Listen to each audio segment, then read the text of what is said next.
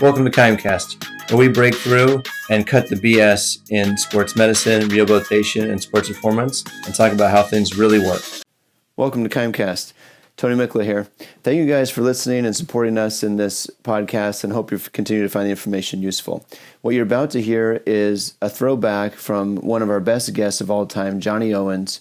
And in this video, we're going to discuss muscle healing, muscle building, protein synthesis, and dive deeper into the science of muscle biology and things that we use at KIME, special tools and tactics we use to help improve this condition in the clients we serve. I hope you enjoy it.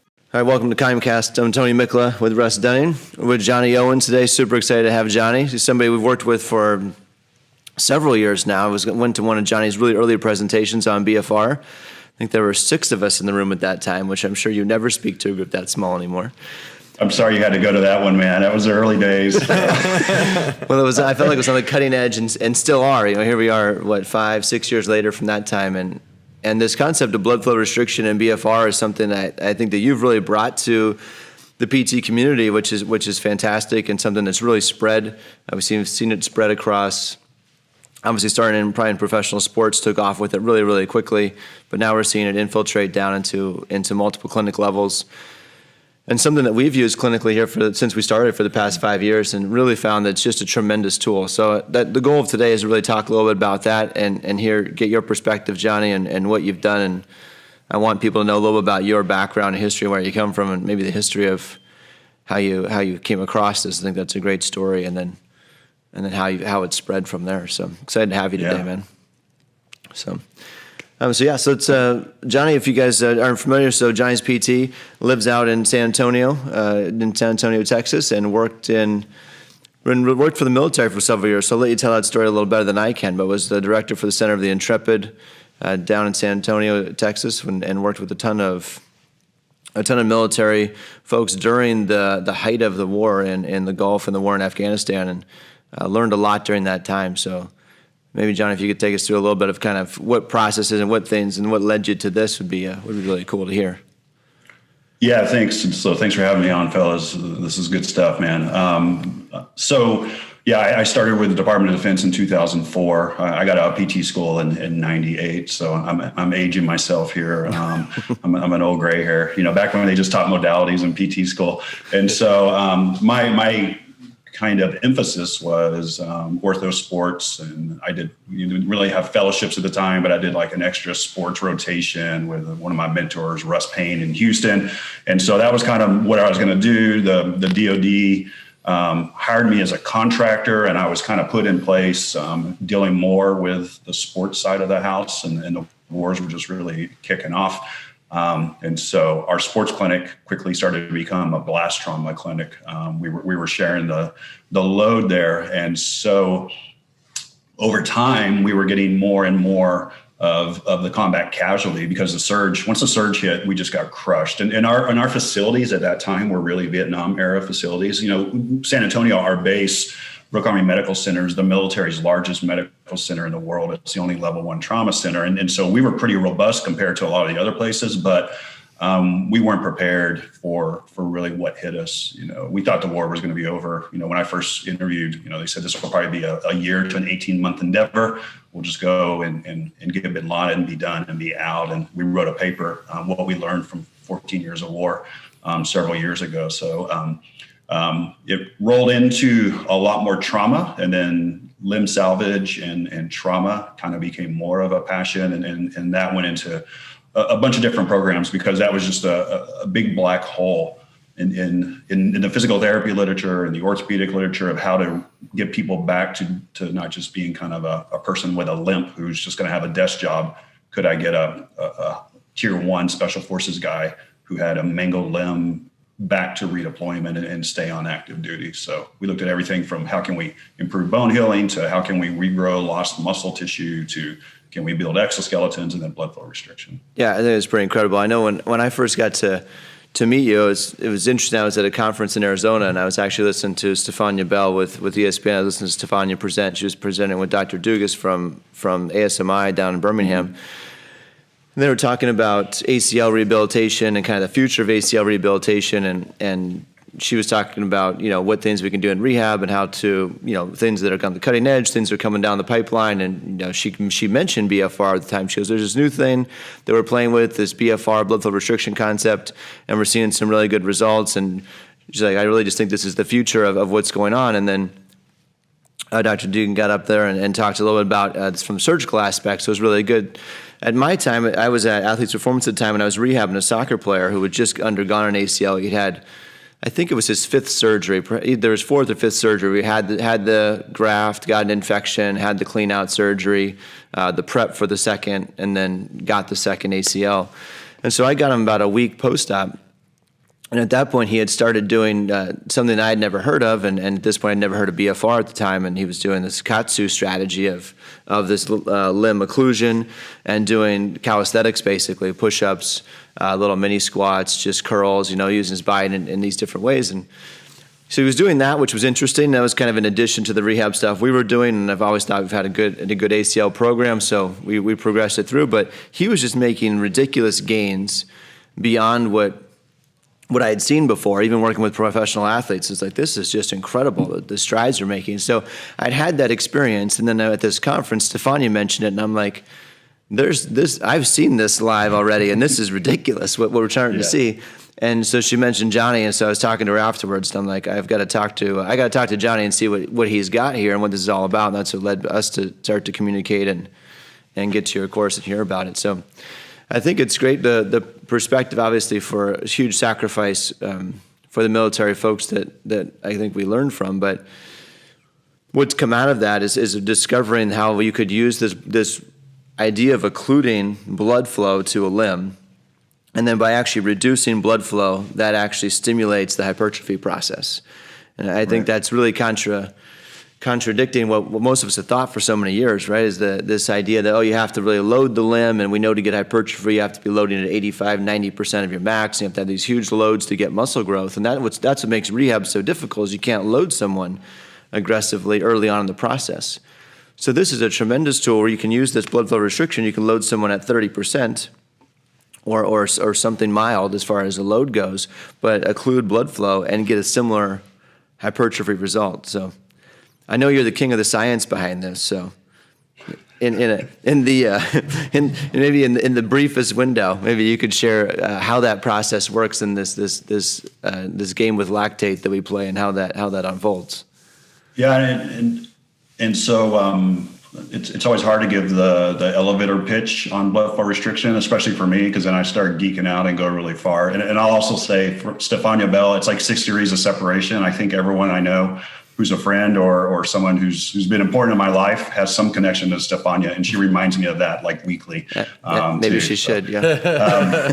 But yeah, so I think we're looking at blood flow restriction kind of in two senses right now. So BFR is basically the application of a tourniquet, and it goes on the proximal upper thigh or the proximal upper arm. And in its most basic sense, we reduce arterial blood flow into a limb to basically choke out the Krebs cycle and take away the oxidative kind of process slow twitch fibers like to use. Your body doesn't really like to engage fast twitch unless it really, really has to. And one of our scientists at our center, he always said muscle physiology is still in a hunter-gatherer kind of evolution. And it's not really valuable to have a lot of muscle, because muscle drives metabolism. Protein synthesis requires ATP. So cavemen weren't looking to add a bunch of muscle unless they had to have it. And if they were running for their life and recruited a ton of fast twitch fibers, evolutionary wise, they would get maybe some more muscly, bigger, faster, stronger next time. And in rehab, we were never really able to tap into that, that really intense kind of muscle stress that we have to be able to get with low load exercise. And so BFR, by reducing blood flow into that limb, you do this first, typically we do a set of 30 reps, and that uses up the rest of the kind of oxygen supply that's within the muscle. That's still kind of in the slow twitch realm. And then we move into this 3 sets of 15 with 30-second rest periods. And you hope by that point that you're actually moving into having to use fast twitch just because there's not enough oxygen availability. And we've seen that you can do this at loads between 20 to 30% of a 1 rep max seems to be the sweet spot. But even at no load, we've seen that we can hold off atrophy. So That's the easiest kind of explanation. Where we're really moving as well is there's a gene expression component, and that whenever you reduce oxygen levels around a cell, especially for a short period of time, you get these real adaptive changes that can be very powerful. And the Nobel Prize in Physiology in 2019 was given to 3 gentlemen for their decades of work of showing reduced oxygen drives gene expression. And so our new studies, and there's some old studies that back this up, but we're really trying to understand how can we apply this for bone and get this gene expression response. We just had a paper come out, can we increase the stem cell content? So when we use orthobiologics, that you can fill that up, and that's a gene expression.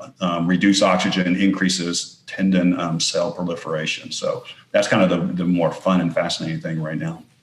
Yeah, for all the therapists out there, I remember when Tony and I first got together about 6 years ago, and he told me about this concept, and he told me what Johnny Owens had been doing, and we weren't sure if we were ready for the the major expense of your wonderful technology, and we kind of went all in, and it was a big, for us as a very, very small young company. It was actually our biggest expense early on. We bought a treatment table, brought some massage cream, and then we brought a BFR device from Johnny Owens, Owens Science Recovery, and that was a massive hit. And when we used it for the first time, it was the first time I've seen a young 17-year-old meniscus repair, 6 weeks, non-weight bearing. He didn't put that leg down for 6 weeks, and we did BFR on him about 4 or 5 times a week through that meniscus repair process. And at the end of 6 weeks, I measured the limb circumference. He had the same size thigh, the same size calf, and when the doctor said, okay, you can do a squat, he did a pain-free squat, full depth, no problem. His gait was perfect right when the limb hit the floor, and my jaw just dropped when I saw that. I said, that's the most insane thing that we could just do a ridiculous amount of leg extensions with blood, with the occluded limb, using the BFR strategy, and having a fantastic outcome at 6 weeks. And since then, he had a great return back to wrestling, he's now actually in the military as a wrestler, I believe, for the Navy. And it was a great story to see that. Once we saw that, then we had to have a unit at all of our locations, and that's been one of our gold standards, is every time we open up a location, we need one of these units that helps digitize the occlusion, so we have a really precise occlusion. So maybe you can tell a little bit more about, because there's a lot of stuff out there of just all you got to do is wrap the limb and super tight and you go. There's quite a bit of science on that occlusion parameter. So maybe you can articulate a bit more there. Yeah, and so luckily at our base, the tourniquet researchers for the DoD, their experts were across the street from us in what's called the Institute of Surgical Research. It's kind of where all of our smart guys and girls live. And so they helped guide us of what's best from a safety perspective, and also if we're going to try and standardize this and make it where it's efficacious for each person, because each person's occlusion pressure is going to be different. They started laying out, if you're going to do this on these wounded warriors, you have to do this properly. And so tourniquets have been around for a very, very long time. And the tourniquet surgical side has spent decades trying to make it as safe as possible. And so tourniquets used to be class 2 medical devices, which is a moderate FDA classification from a safety profile. The company that the DoD works with and who we work with, their founder in 1980 came up with this modern day microprocess tourniquet, pneumatic tourniquet that everyone uses in the surgical suites. And that reduced the injury rates so much, because one of the biggest injuries that people were getting from tourniquets was nerve damage.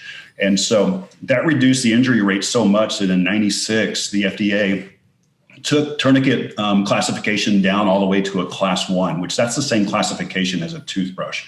So the FDA says if you're using a microprocess pneumatic tourniquet, it's the lowest, safest classification that there has. So right off the bat, we said, okay, well, we're not going to reinvent the wheel. This has already been done. This is why the surgeons use this in the OR.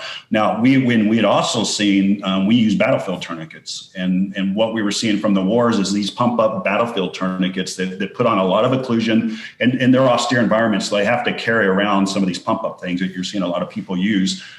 this really large paper that looked back at all the years of war. There was a significant amount of nerve damage that people had from those. And so the saying with those type of tourniquets is they'll save a life, not a limb.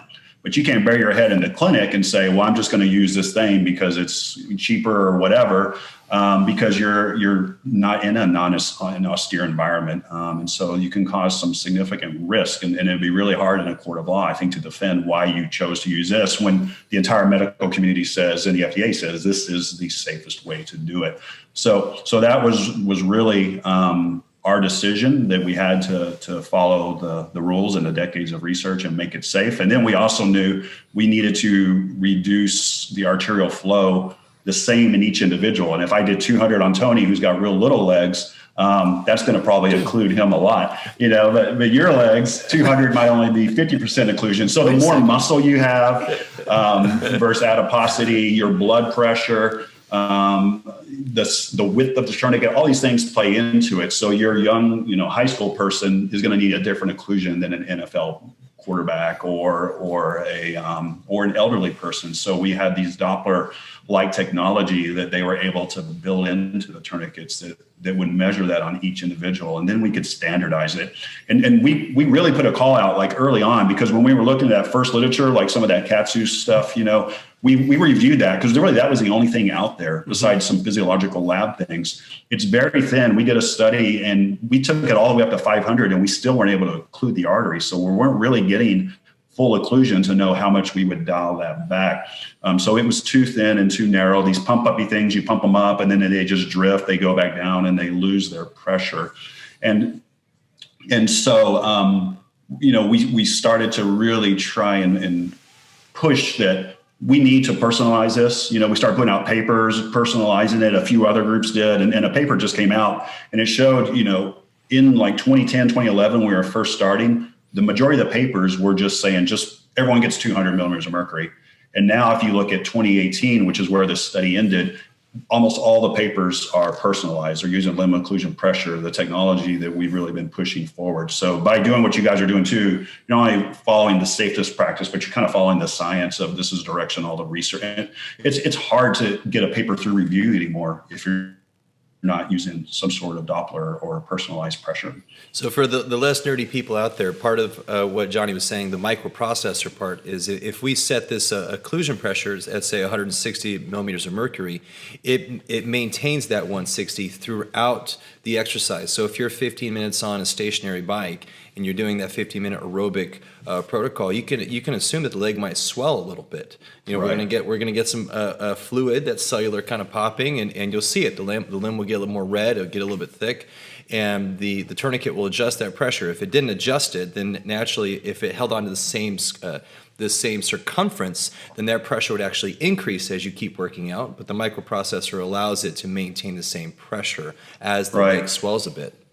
Exactly. And also when you're moving, the limb is changing shapes as well. In the surgical suites, it's not as big of a deal, even though they still have to use a microprocess system. But that movement is caught up, and you'll notice the system, the numbers are changing to try and keep the same limb occlusion pressure based on the changes in the size of the limb.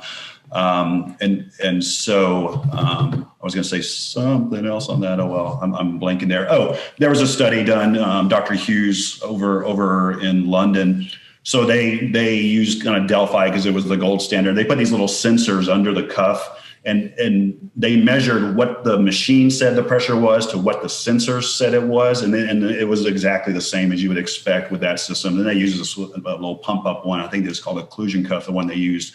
And they did the same thing. They pumped it up to a pressure, and then they put the sensors under the cuff. What the cuff was measuring out was completely different than what the little dial was showing. So even if you documented, okay, I did 200 millimeters of mercury on this person, there's a published paper saying what they measured on the cuff, it's not regulated. You don't even know what that pressure was. It could have been lower, it could have been significantly higher, which again, isn't good for efficacy or safety. Yeah, I think it's been cool.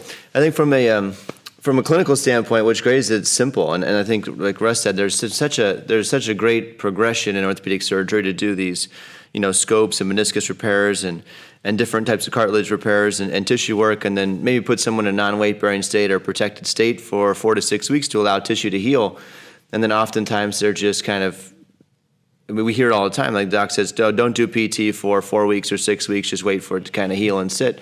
And then I think what happens is we see that the tissue healing phase might be 12 to 14, 16 weeks probably, so maybe 3 to 4 months. But the rehab process ends up being 6 to 9 months because we're trying to battle this atrophy that came on to the process because of so much downtime. What we've seen with this has been that if we can apply it early during that time frame when the tissue is healing, we can work someone with, like you said, with no load or 20% of their max, which is very, very mild, just to have them move a little bit. And this idea of occlusion is going to help them at least reduce atrophy, if not even give us a little bit of hypertrophy during that time period. So when, like Russ's experience, when we took the training wheels off and allowed them to walk again, you know, they're ready to go, and there's a lot more. The tissue's ready to go. The tissue's already had some adaptation, and you're not starting from a negative position. And I think that's something that we strive for, and we see a tremendous impact on our common stuff, our ACLs, meniscus repairs. We use it on some of even our total knees. It's usually the folks that are probably on a little younger side and are tolerant to it, because like Johnny will tell you, this is not the most comfortable treatment you've ever had in your life. It's a pretty strong constriction. It's going to grab you and it's going to squeeze pretty hard. But if we're looking at from an evidence-based standpoint, evidence-based practice and such, there's probably nothing out there that has more evidence than this that we actually do clinically. It fits right in there with, you know, exercise, eating well, and this is a form of exercise that actually just amplifies the benefits of exercise in so many ways. Yeah, and I think, and getting back to your point about we're able to use this in those early phases of rehab, that's where BFR really shines. And one of the problems, you know, I didn't have to deal with this in the military, but you guys deal with it. People burn their PT insurance visits up in those early phases, you know, and then you're just watching the muscle waste away. Typically. Low load exercise doesn't drive muscle protein synthesis. It doesn't hold off catabolism. So they're atrophying, and you're working on range and all this other. And then it's like, okay, now we need the muscle to be there. And the doc's like, okay, cool. It's 12 weeks. You're ready to run. And it's like, man, I need like 4 more months to restore what happened from this anabolic resistance. So yeah, to be able to maintain that. And then once they get off that protective phase, be like, cool, now we're ready to go. If you're doing it right, it's just, I think it's been such a win. And then this has this double kind of thing going for it right now. There's a lot of evidence for it. I mean, if you Google Scholar blood flow restriction, you get papers almost daily now, but there's a science-based side to it as well, because evidence is hard. You know, I do lots of research, and it's a pain in the ass. And you know, some studies, even some I've been involved with, they're like, I'm not so sure about. You know, I'm a little embarrassed that one's out there. But when you can go back and say, man, look at all these like high-powered physiological labs around the world who are saying it drives mTORC1, it drives satellite cell content, it does all these physiological things, and they're just looking at it from mechanisms. That's huge for our profession, because then we can say, look, the science is just here. These guys aren't even therapists. They're just the ones who are trying to prove this science. And by the way, now here's the clinical trials that show if you apply it, you get here. That can be very powerful, I think, for us. Yeah, I think it's something we got to take advantage of as a profession for sure. You made the point before when we've talked that, you know, a good physical therapy study might have 20 to 30 people in it, you know, and we consider that to be like a strong study in our field, which is kind of sad. In the physiology world, if you took that to a physiology group and said, hey, we had 30 people in the study, this is what we found, they'd be like, okay, well, is that just like the case example, or when do we start the study? Like, I want thousands of people in the study. And that's what you're seeing with a lot of this research is we're talking about large groups, like large applicable changes across the population. Yeah, and large funding, which has been powerful. And a lot of that's been driven because the orthopedic surgeons have really embraced this in a big way. I had a talk last week with an orthopedic group, and they were kind of laughing like, this is one of the first times orthopedic surgeons have been like kind of giddy about something in rehab, you know, and so the majority of our trials are all orthopedic surgeon based, and they have a bigger share of the pot of money lots of times. And then what's really good with this, especially now that we're getting people to standardize it and we're able to say, okay, we're all kind of using this the same way. We know how much percentage of limb occlusion pressure you did. You know, we kind of follow the same volume schemes. We have so many different trials going on that we're getting lots of systematic reviews and meta-analysis. So maybe it is an ACL trial that we're doing at Rush and we only enrolled 60 but we got one down at Methodist that's about to come out. They enrolled, I think, 40 something. We got Memorial Herman's that's coming out. Stanford's one's coming out. And so if you get all of these trials and everyone's kind of using the same approach, just systematic review and meta-analysis, and that's basically the highest tier evidence that we can get. And so that's going to be huge. And then I'm pretty excited that we're seeing that. Well said. That's huge. I think when it comes to BFR, for both the clinicians and the just regular patients or regular people out there, well, we use 3 of Johnny's protocols. So we'll do a protocol that's the ischemic preconditioning protocol. Correct? Did I say that right? Mm-hmm. The IPC. And that we use when really someone can't even move their limb, they're in a really difficult state, and they're not really able to even really do any kind of dynamic exercise or muscle contractions. So we just put the tourniquet on for about 25 minutes, and it cycles in and out of a pressurized state and then in a non-pressurized state to help get this gene expression going.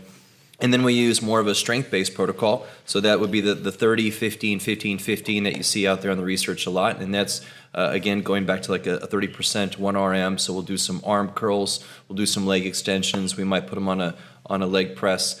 And then we'll use an aerobic protocol, the 15-minute protocol, and we put them on a stationary bike, and we have them cycle for 15 minutes. And I've been really amazed at how well our clinicians in-house have used all 3 depending on the scenario. And if they're in a higher level state, if they're 5 weeks out, 8 weeks out, then we bounce back and forth between the strength and the aerobic protocol really almost every day if we can. Have them come to the gym and set them up, and have an aide or a coach set them up. And it's really, like, from a clinician standpoint, it's great because I know that they're doing something physiologically awesome. And I don't have to be right there with them, so that they get that dose very often without it, like you said, eating up a visit.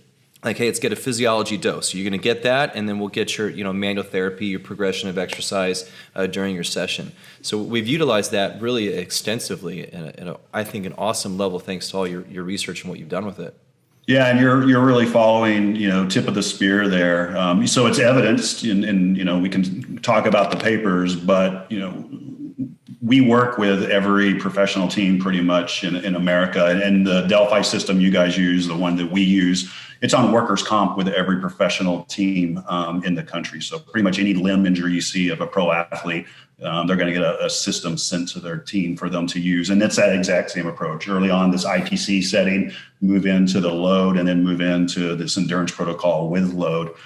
So you're really kind of following, what the top guys are doing, and you guys are the top guys as well. So I wouldn't expect anything less. And the IPC stuff's interesting because it's moving outside of just using it to hold off atrophy in the early phases when you're in disuse, but even is it something we can do for recovery, even something that we can do for maybe enhancing performance. So now we're kind of toying around. I just did a talk with the MLB guys last night, and that was probably the number one thing they all want to hear about was that for recovery and performance.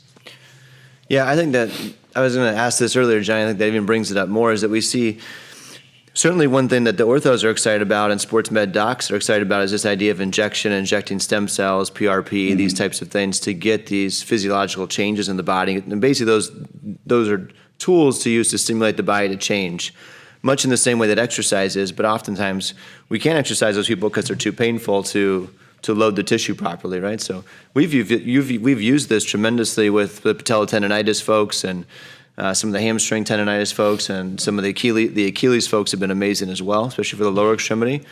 We haven't done as much on the upper as far as like elbow epicondylitis, but for the lower extremity, we've used it a ton and found tremendous impact on using it in that regard. And some of the chemical effects of BFR are that we see this increase in HGH in the system, we see this increased levels of testosterone in the system, and those are your growth tools to grow tissue and to heal tissue. So it just makes a ton of sense to do it, and it's so natural. And whether or not those become performance enhancing, I guess, would be the ultimate debate. But yeah, we'll see.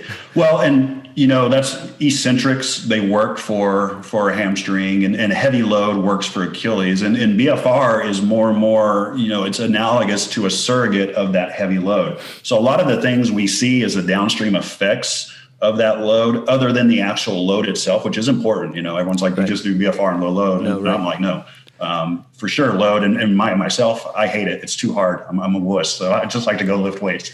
But when people are like, "Well, how's it doing that?" It's like, well, everything we see with heavy load, we're pretty much seeing happens with blood flow restriction. And the reason why those things work with heavy load is because those are all powerful things. The problem is, again, you can't do that post-surgery, post-injury. BFR is just a perfect replacement for that. And for a while, it was always, well, BFR, all system reviews and analysis show low load or with free flow, no blood flow restriction, or low load with BFR. BFR beats it. I mean, that's just like not even debatable now. But then it was always, well, heavy load always beats BFR. And we pretty much said, yeah, we believe this.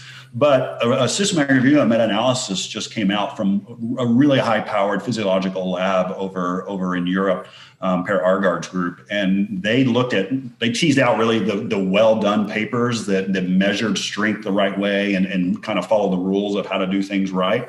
And they really found in their systematic review and meta-analysis, BFR and lifting heavy were basically very similar from a strength standpoint. There was no statistical difference. They both improved strength, and it was very similar. So I think as time goes on, we're going to be learning more and more. And from a tendon standpoint, then you're getting decreased load so the patient can tolerate it, but you're also probably getting tendon adaptations through this gene expression that we're trying to understand more.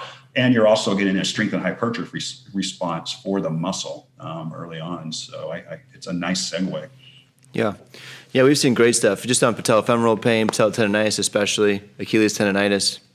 We've used it extensively on that non-op population, and it's been great as well. Even in combination, if someone gets PRP or a stem cell injection of some kind, using it in combination with it's been a fantastic way to progress. Years ago, I think your first course that you had for us several years ago, you mentioned something about even using it for low back pain. And I work a lot with our UFC champion, ex-champion, soon-to-be again champion in the next year or two, Cody Garbrandt. And he had debilitating back pain. And, he went to Germany, had all the fancy, stuff there. And he went through all around the United States trying to find doctors to help him out with his back. And really at the point of his lowest point, kind of just gave up. Came, had to kind of come back to me. We tried a little bit, and he came back. And we did BFR on him for a low back, discogenic, sciatic, degeneration, all the whole mess of low back. And I just BFR that leg, and we did probably maybe 10,000 lunges that year with BFR. And he hasn't had a problem with his back ever since. And yeah, we did our back therapy. We worked on back strengthening, core strengthening, hip mobility. But I really believe that the BFR with doing lunges, I picked a lunge because it was more of a back safe exercise versus a squat or a leg press or even a leg extension. I wanted his hips in a split stance.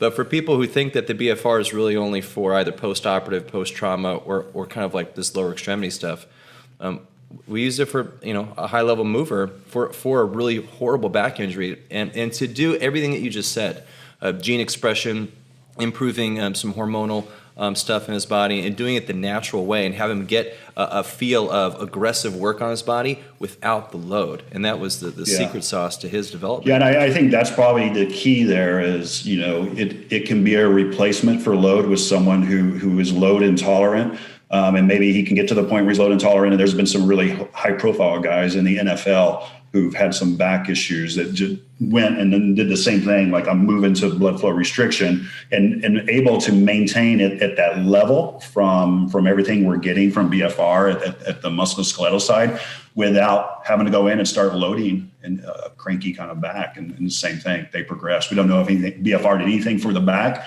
but I think just being able to deload but maintain a high level of fitness is what it took. That's it, yeah. Mm-hmm. Yeah, it's pretty cool. So I just really appreciate all you've done, Johnny, to take all this research. Every time I talk to you, it's like, oh my gosh, like there's just so much information. So I appreciate you always consolidating it down and speaking in such simple terms that you use to us. I'm a local yokel from West Texas. English is barely my first language. I speak Texan.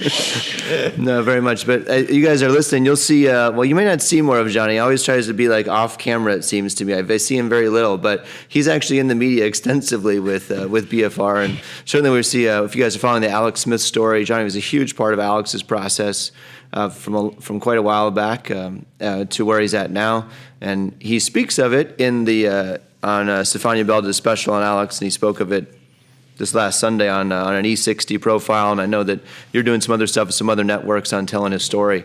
So hopefully you guys can see him out there. Or if not, you'll see the science of what's going on if Johnny still slips off camera somehow. Yeah. No, very, very good story. It's kind of the story we need right now. And from a blood flow restriction standpoint, we started on Alex almost immediately when I got out of the hospital. He was still in the frame. We met at Alex's house with his medical team. His plastic surgeon was there. It's interesting. Ischemic preconditioning is basically kind of following the Nobel Prize guy stuff and some work that was done decades ago on dogs. And if you put a limb into hypoxia, or you put that hypoxia around the cells, there's a protective effect. There's even some fascinating studies. There's this one study where on Olympic level swimmers, they did ischemic preconditioning prior to their swim and then improved their swim times by 0.7 seconds. And then they drew blood pre doing that or post doing that. And then they put it into a pig who they basically clamped off the artery to cause the heart to start to have damage. If they injected blood that was in the post-condition people, so they'd had that application of hypoxia, it actually significantly protected the heart from damage. So there's this kind of blood response there. And his plastic surgeon, so Alex had multiple muscle flaps. That's where you take muscle from other parts of your body because he lost so much muscle down on his lower leg. And I was talking to his plastic surgeon. He's like, oh yeah, when I take that muscle flap away, I close the artery off and we count for several minutes and then release it. So he was doing ischemic preconditioning on the muscle on the table just by cutting off blood supply for a little bit before he harvested it and put it down there. So he's like, yeah, go for it. You can start it right away. Because I wasn't worried about the ortho guys being nervous with it. It was the plastic surgeon. Was he worried about the flaps? And so he let us start it right away. To your point earlier, Tony, he was in that frame for months and he did BFR. I mean, he was religious, like daily. And when the frame came off, we tested him back at our center. And basically from his thigh perspective, there was really no deficits that we could pick up, even in our biomechanics lab. He just maintained that strength while keeping that frame on the entire time. That's amazing. Really fascinating. Yeah, it sounds like magic. Yeah, it's insanity. It's truly a breakthrough. So it's incredible. Obviously, incredible story. But I know that we all have several of them that are similar but less high profile. But just it's really incredible to see. So I appreciate you bringing it to the forefront. I think there's something else that I saw with you years ago as we got a chance to talk more about something else that you guys have done, and I think in the military that I think is just maybe the tip of the iceberg in the rehab or in the performance training community. We played with some stuff at Exos on the mental side and mental preparation and predicting environments and these types of things. But I know you guys had an amazing virtual reality lab that you utilized, and I think that this brings up always this idea for me as far as when athletes are ready to return to sport or people are ready to return to activity and how we push them. And we know this concept of sensory integration is huge. So obviously with BFR is great in the initial stages to build up muscle tissue and make sure that the musculoskeletal system is there. But then when we go to return to sport, we've got to be able to have this firing, these synapses firing, have it be sharp and have them have this systemic integration of sensory from smell to taste to predicting pain or feeling pain or nervousness of going back onto a field where they've been hurt before and those types of things. So I'm super interested in this concept of virtual reality and how helping a client or an athlete experience the environment that they might actually participate or play in prior to getting to it. I know with you working with the special ops guys, that's obviously critically important. When we're working with a football guy, if we put a guy back on the field and he's not quite ready to go, he might do a play or two and be like, yeah, you know what, it's not good, I'm out. But when you're working with a special ops team and you send a SEAL team out and there's 8 guys on the squad and if one of them can't go, the whole team's at serious life-threatening risk. Right. So that return to sport for that group's a different animal. So I know you guys used it a little bit in that environment, I think. Yeah, we did, because like you said, it's life or death. So we call it RTD, so it's a return to duty package. And it's, I'm actually writing I'm in charge of a book chapter, an orthopedic book on return to play with some other folks right now. So we're trying to whittle it out. And I think you guys understand it as well. We really don't know the best criteria for return to play. And then a lot of times it's like, cool, they passed their jump test. Now get on back out there. And how could that ever recreate what this person's going to have to do either on the battlefield or on the soccer field. So yeah, we have amazing tools at our center. We had a couple of virtual reality things that were valuable, and one was a shooting lab. And so this was just a large room with basically a virtual kind of world on the walls. And so you had different things like a boulder they had to get down under versus, a door with a glass that was busted out. Could they get behind that and get up and get down? And one of our special forces former patients ran the lab, and that was more watching and just putting them in that sensory environment. And he's doing timing and videotaping and showing us, hey, this guy, he got down and it took him a second and a half to get up off the ground. Well, that could be life or death. So then he took that back to therapy and would say, even though we might have tested that, when he's got a gun and another guy shooting at him, he's given us he needs to work on this. And then so we would take him out in environments and try and really stimulate him and see if we could better that. Then our other part was called the Karen system, CAREN. And so when the wars started, we didn't have the Center for the Intrepid. We ramped it up really quickly, and it's an amazing story. The center was built off of donations from the American public and what was called the Intrepid Fallen Heroes Fund, the Mr. Fisher. Not a single tax dollar went to that, and it's just amazing place. It's the Disney World of rehab. But we were still trying to understand war, and we sent a contingent over to Israel because they're always in war. And so they, to see kind of what they were doing to maintain force readiness, and they were using these Karen systems and telling us, it was valuable. And so the Karen is this giant dome. So it looks like Epcot or something at Disney World when you go in, and you go into it, and there's a treadmill that's on a platform, and you get on the treadmill, and it kind of floats out into the middle. It's on a little steel pole, and it floats you out into the middle of that dome. And then you can recreate whatever world you want. If you want Syria, our programmers can build Syria, and we have all this, I can't really go there, but there's ways they can recreate these worlds. And the treadmill not only moves, but if you're running up a hill, it'll go up the hill. If an IED goes off, it shakes and tries to recreate the shaking of the IED. You can have your comrades on the side. They even have it set up now where we have virtual and other bases where they can be there with their buddies, and they're wearing their goggles and seeing that their buddies are there while they're rehabbing in that system. I mean, at its highest level, if we're really trying to stimulate, we could put out the smell of burning flesh, and having that, the over sensory type of things. That one, it's a full biomechanical system. So it's not this is what I'm seeing, although we watch them to see it, but we get, force plate data, we get biomechanics data, and they would come back with this just list. The problem early on was just information overload. We're just like, holy shit.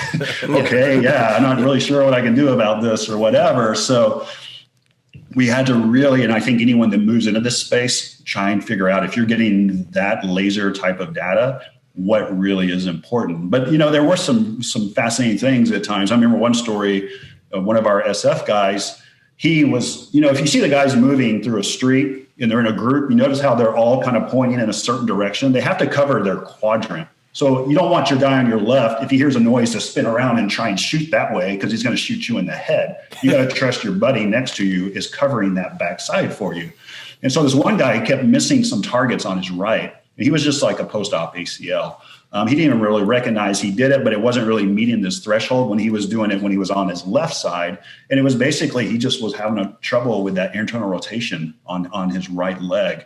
And so, the biomechanics data tease it out. He's not rotating just enough. So he might have missed that guy at his 90-degree angle. And it was basically go back to rehab, work on getting that internal rotation back. Let's recheck you. Once we check you off, you're return to duty, game ready. Now we're okay sending you back to your unit and saying you got the CFI blessing. So from that kind of standpoint, I would have never picked that up. That's huge. And maybe it's life-saving. And that's the recreation that I think this technology is hopefully going to be able to get us to, even with, if my young daughter has an ACL from soccer, that she could do some sort of VR test to get game ready. Next level. That's amazing. Yeah, I really think there's a lot to that. I mean, obviously that proves it, but there's so much, as we all know. I always tell our therapists to go and do something in the clinic versus what's really game speed is such a big difference in those two things. And if you ever watch someone on virtual reality, they put the goggles on and, they're moving all around, they're reacting to the visual stimulus, right? So their body has these reactions, and those reactions are really what we're after. And often in the clinic, you're not going to get those natural reactions. You're going to get a very predictable kind of, it's a safe environment. I'm doing it this way. And even if you're doing some reactive agility, it's still mild in comparison to what's really coming on when there's a ball flying at you. I mean, just think about football, for example. You're working with a wide receiver, ACL. Let's run, let's jump, let's cut.